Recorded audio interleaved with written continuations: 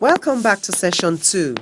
In this session, we're going to be looking at recruiting for management positions. The objectives of this session are to understand behavioral interviewing techniques, and we will also be looking at what we call a STAR tool. This is a tool for behavioral interviewing. But before we go deeply into the tool and the technique, when we talk about management positions, what do we mean? Management positions are the company's lifeline. As a business owner, they are your strategic partners because the people occupying those positions, they're going to advise on development of plans for attracting, utilizing, and retaining quality employees. Their work performance, the way they work, also directly affects the performance indicators of the company. So for instance, your sales manager will be one of your management position holders. And if his work performance is below target, definitely that will affect your performance indicator.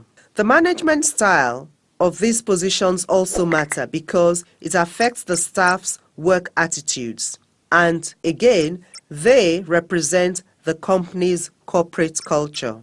And when it comes to the price, their pay should be significantly higher than that offered to ordinary employees. So as we go along during this session, do bear in mind that holders of your management positions, they are your strategic partners and are your company's lifeline. So let's look at those who we mean are your strategic partners. Who are they?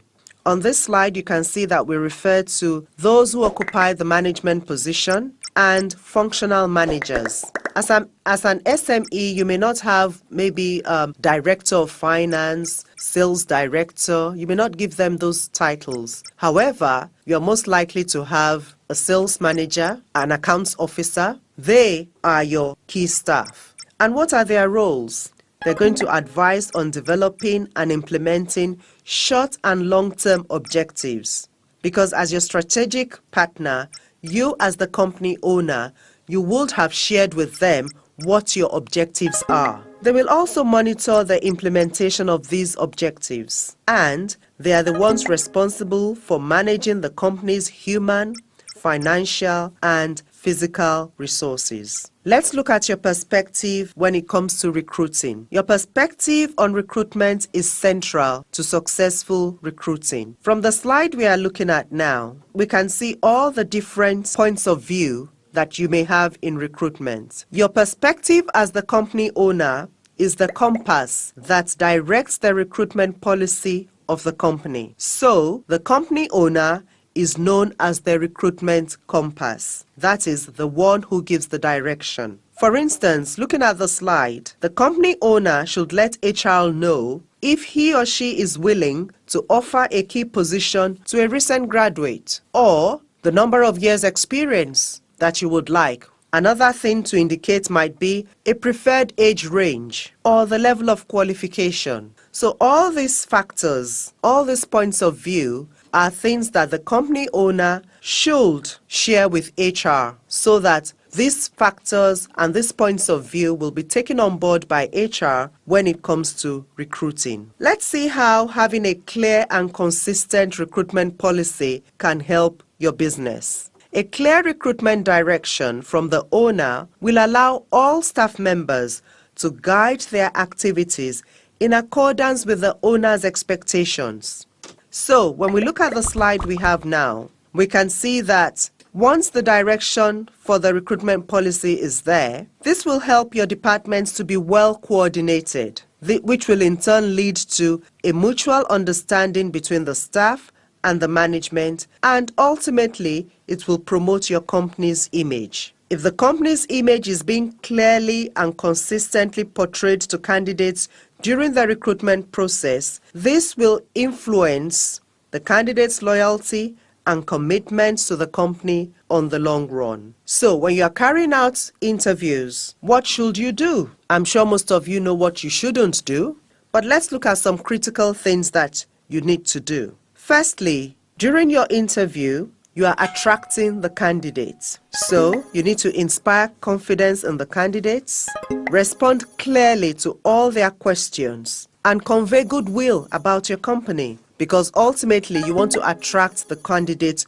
to the job. Secondly, and very important, please take notes. Take notes on the main points during the interview. If a candidate gives an answer to you, confirm the answer, seek clarity if you are not sure before you go on to the next question. During the interview, be sure to observe the candidate. Take note of their attitude, their behavior, appearance, their posture, their manner of explaining things, of having a discussion. And also, last but not the least, and very important, please listen. We say you spend 75% of the interview listening to the candidates. Be an active listener. Don't interrupt the candidate. Don't finish their sentences for them or assume you know what they want to say and end the conversation. Don't give unnecessary comments. And please do not rush to conclusions. Don't argue with the candidates. And again, always ask for clarification when needed. When you have put all these things into practice, you can then think about using the behavioral technique during the interview process. So what is a behavioral interview? I'm sure you all know there are different types of interviewing methods and techniques, and you've probably heard some: panel interviews, stress interviews, one-to-ones, group interviews. A company can use a combination of any of these methods to suit their individual needs and conditions.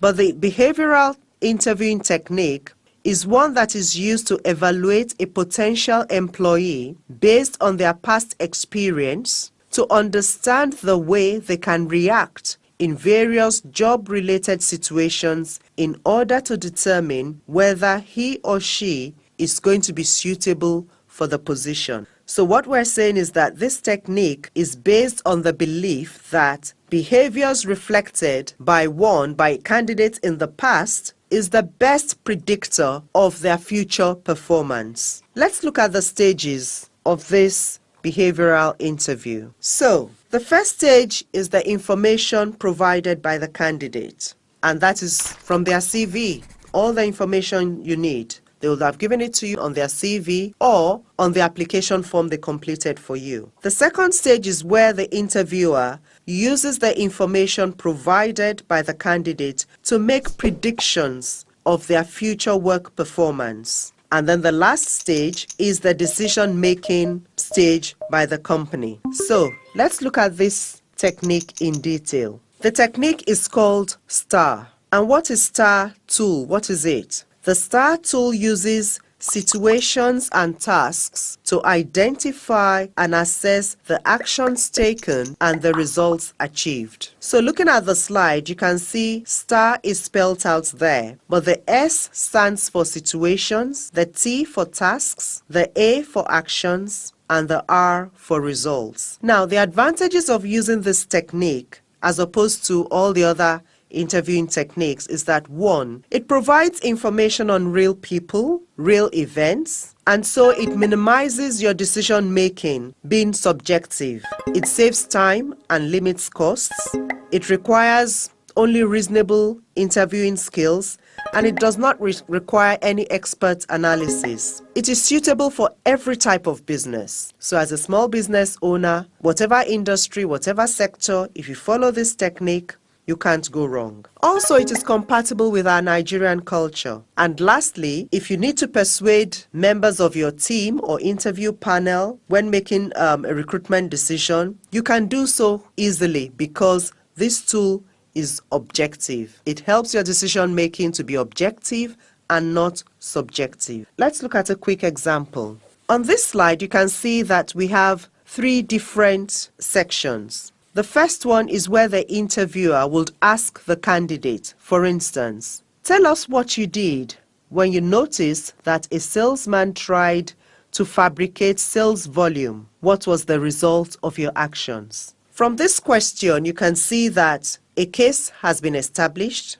The interviewer is asking for the action that the candidate took and what the result was. The interviewee, the candidate, might respond like this: I compared sales volume and purchase orders during the month in question. I then went on to check the stock at our distributors and agents. where I uncovered the evidence of fabrication. I spoke to the management and the salesman in question was dismissed. The result of my action was that it reinforced disciplinary policies within the company, and it restored our customers' trust in the company. The interviewer now, looking at the response of the candidate, can specifically see what the candidate did and what the result was. So we'll use this to predict the kind of experience that the candidate has, the behavior,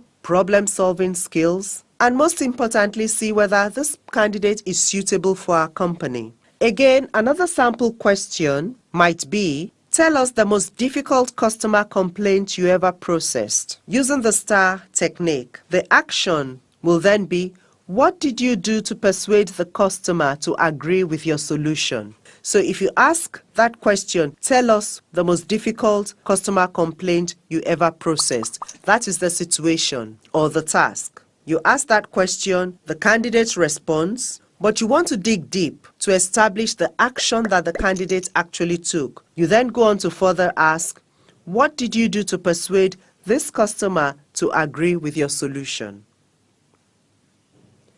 And then for you to know the results of that action, you will then say, and what were the results? Or what aspects of the results were you pleased with? Or what aspects were you not pleased with? Tell us why. You can see that from this line of questioning, a candidate will be able to demonstrate and tell you exactly what their past performance has been like. And you, as the interviewer, will be able to take notes and establish the correct type of performance, whether the performance is suitable or not suitable. Now, there are 3 steps to pick a star. Remember, the STAR tool is to help you pick a star candidate. What are these 3 steps? The first one is that as the company, before you start your interviewing, you should have developed a recruitment criteria. Secondly, you have your interviewing principles established. And then thirdly, you will collect data and classify your stars. Let's look at these steps in detail. The first step, where we say you develop your recruitment criteria.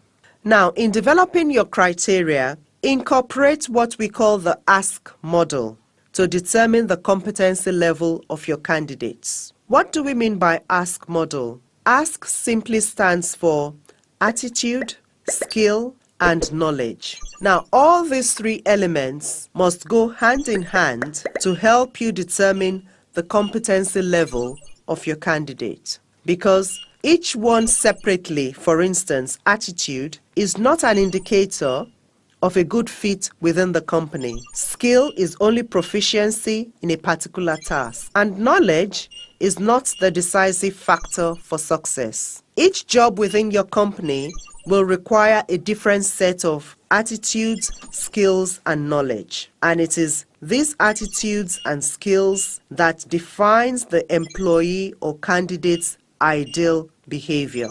So, under the ask model, there are 3 components that form competency: the attitude, the skill, and the knowledge. How do you determine your competency levels? Let's look at that on the next slide. Now, your competency levels helps you to ascertain the level of proficiency in a particular criteria. So that is a ranking from perhaps novice to expert level in that particular criteria. The number of levels you have in each competency dimension depends on the company, and the table you are seeing on the screen now is just provided as an example. So let's quickly look at the table. You can see that at the top of the table you have basic, which is ranked as 1, intermediate 2, proficient level is 3, advanced level is 4. On the left hand column straight down, we have listed knowledge, skill, and attitude. So, for instance, if we want to look at somebody who we will score a 3 in knowledge. That means that that candidate has an in-depth understanding of the job. Someone with a 2 in skill means that this person is able to work without supervision. So again, the number of levels in each competency dimension depends on the company, and you will determine these competency levels according to the position that you are advertising, the position in the company. Let's look at an example of a competency analysis. For the sales supervisor, the criteria we're looking at is 1, approach customers and introduce products. The second one is to be able to persuade and consult with customers. And lastly, to monitor the results. The competency criteria under knowledge for all 3 is that the sales supervisor must be knowledgeable about customers, the market, and products. When it comes to skill, the supervisor should be able to guide and plan when it comes to approaching customers and introducing the products. And when it comes to the sales supervisor's attitude, what you want him to have is open and active attitude. So you can see from this slide that as a company, as a business owner, you will sit down and look at the competency levels and the criteria that you require for each position. When you have done this, let us now look at what your interviewing principles might be. So for the star, firstly, you have to use open-ended questions. And up there we have said H and 5 W's. I will explain that. You have to focus on the job. And by focusing on the job, we mean recent, important, and job-related issues. So when a candidate comes to you, focus on what they've done in the recent past. Don't focus on jobs they did 15 years ago. You also should focus on the candidate's strength and weaknesses. Find out the potential development of the candidate. Lead the candidate through the challenges of the new job. So for instance, if the job requires the candidate to work night shift 1 weekend per month, you make sure you let them know. If the job requires that they travel once a month, twice a month, make sure you let them know. And finally, a principle that is very important is that you do not explore personal issues. So let me go back to the first one, using open-ended questions. An open-ended question is designed to encourage a full, meaningful answer using the subject's own knowledge and/or feelings. An open-ended question is the opposite of a closed-ended question. A closed-ended question will only encourage a short or a single-word answer. When you are interviewing, you do not want short or single-word answers. You want your candidates to be able to give you meaningful answers that will display their knowledge. And using the H and 5 W's means H stands for how. So you ask a question. You start your question with how. How did you do this? W stands for where, what, when, why, and which. So those are your 5 W's. Where, what, when, why, and which. Once you start your questions with those open-ended words, it will elicit more response from your candidates and they'll be able to go into depth regarding the answers you want. And then when it comes to maybe leading candidates through the challenges of the new job, you might ask questions like, you used to be a sales manager. What did you do when sales reports were late? What were the results of your actions? Once you understand these principles, you then prepare your questions accordingly. The last step is to collect data on the various candidates and then to classify them. Why do we need to classify this data? Looking at the slide we have up here, you can see we have 3 different stars. We have the right star, the wrong star, and the insufficient star. What do we mean by the right star? The right star refers to the candidate who provides answers from actual cases. They will describe specific actions they took, and they will also describe clear results. In short, this candidate will demonstrate an ability that shows that they know what they're talking about.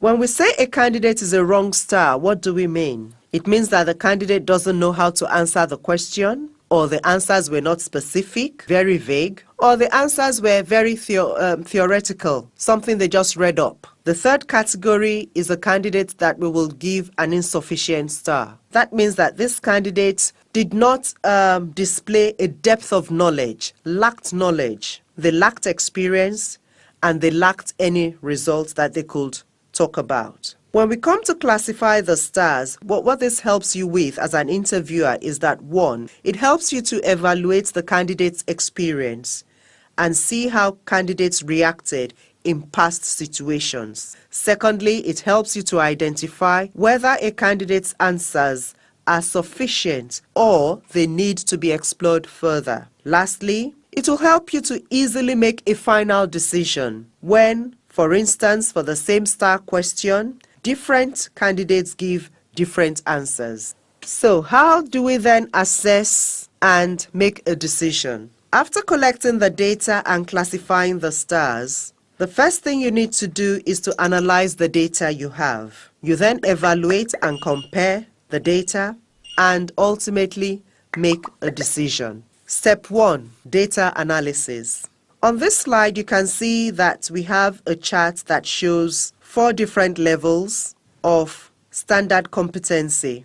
The first level is what we call not acceptable. That means that this candidate, the responses, their performance was below our standard level. The second level is what we have called temporarily acceptable. That means that this candidate nearly reaches our standard level but not quite. The third level is the acceptable level, which means that this candidate reaches the standard level. Level 4 means that this candidate is more than acceptable.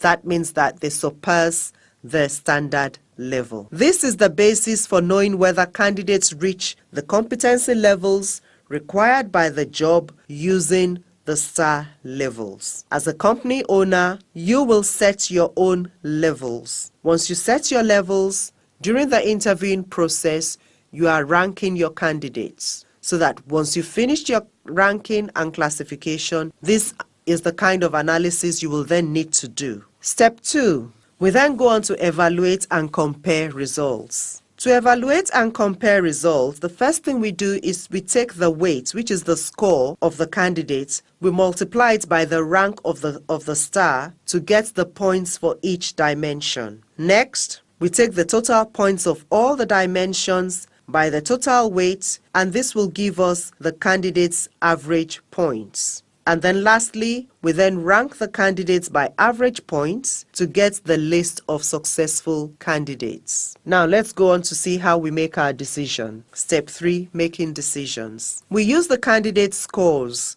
That is the competency levels, the scoring you gave them for their competencies, and also the interviewing scores using the STAR tool. You then select your candidates based on those who have the must-have criteria that you have determined, and then should have criteria. However, when you have a tie, what do?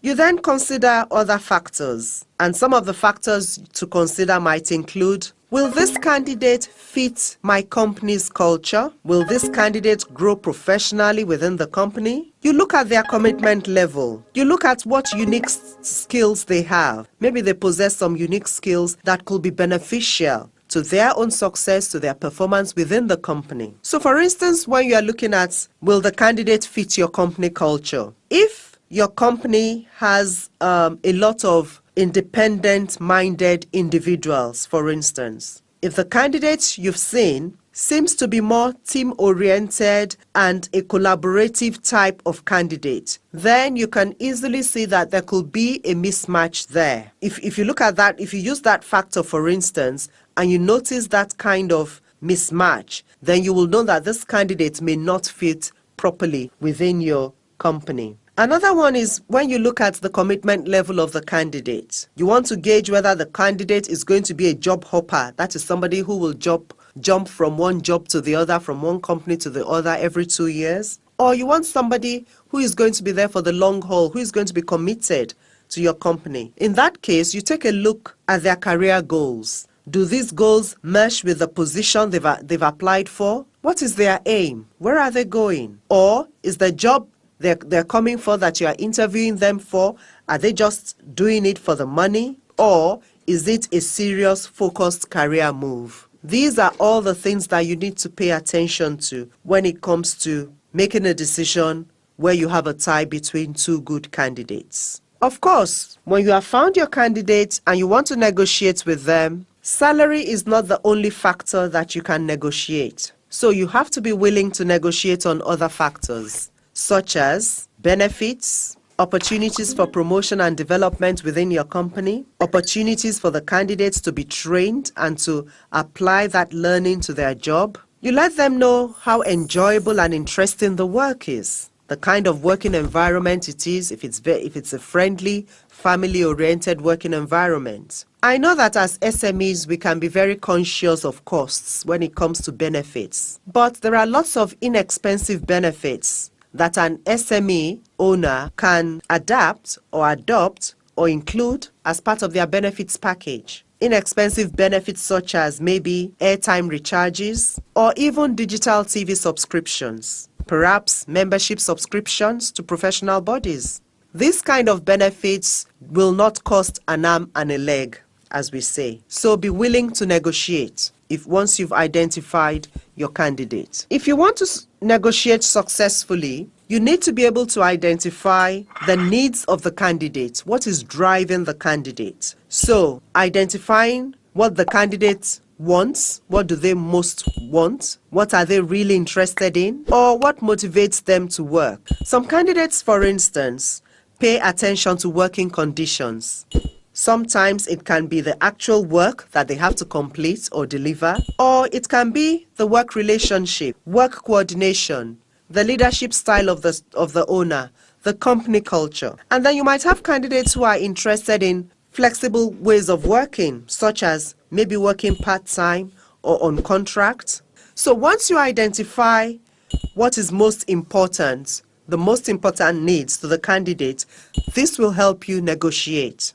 I hope this session has been useful to you when it comes to recruiting for your management positions.